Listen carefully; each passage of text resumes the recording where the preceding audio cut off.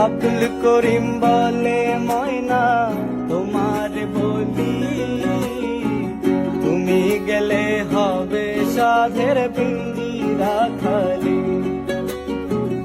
আব্দুল করিম বলে ময়না তোমার বলি, তুমি গেলে হবে সাধের পিঞ্জিরা খালি।